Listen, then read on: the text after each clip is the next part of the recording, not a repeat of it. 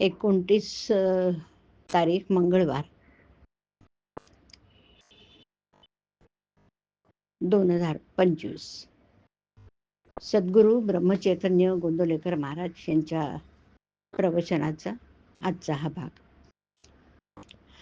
ते आज आपल्याला सांगणार आहेत की पैशाच्या आसक्तीत राहू नये. ऐकूया त्यांचे विचार.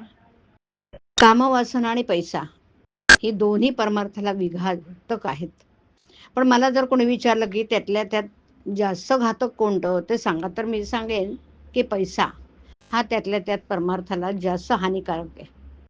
पैसा हा भगवंताची निष्ठा फार कमी करतो. भगवंताने आपल्याला पैसा दिला आहे, तो आपण सत्पात्र आहोत म्हणून का दिलाय? यासाठी भिकाऱ्याला पैसा देताना उगीच वाद घालू नये. तसं करणं म्हणजे काही न करण्याची बुद्धी. एखादा त्यागी मनुष्य सर्व देईल पण स्व देणार नाही. स्व देऊन मग सर्व ठेवलं तरी चालेल हा, पण सर्व देऊन स्व ठेवलं तर ते मात्र चालणार नाही.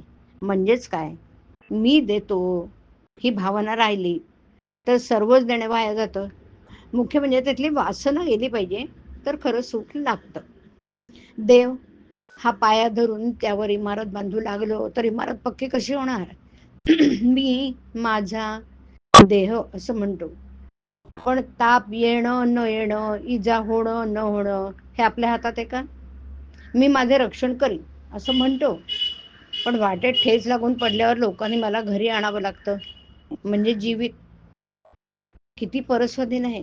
देहाने कितीही कार्य केलं तरी ते कळसाला नाही पोचणार.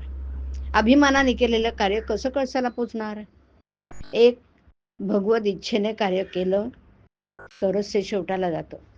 समर्थांनी देहबुद्धी नष्ट करून रामाचं अधिष्ठान ठेवून कार्य केलं म्हणून त्यांना एवढं कार्य करता आलं.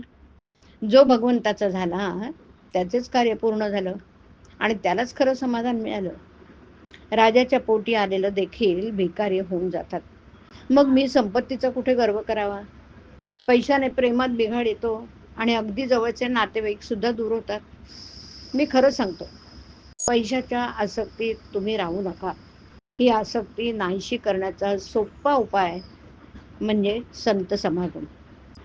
आज खरं संतच कुठे आहेत असं आपण म्हणतो, पण आम्हाला संत भेटावा ही तळमळच खरी लागलेली नाही ना. संतात संतपणा दिसत नाही याचं कारण आमच्यात तळमळ नाही. सत्ययुगात जो राम होता तो आजही आहे, पण माझा भावच कमी झालाय, त्याला काय करावं? संतांना आपण खोटेपणा देतो, पण माझा भाव शुद्ध नाही हे नाही जाणत. विषयात सुख आपल्या इच्छेप्रमाणे मिळत नाही म्हणून आपण संतांकडे जातो, पण संताला अर्पण करून घेण्याकरता किती जण संतांकडे जातात.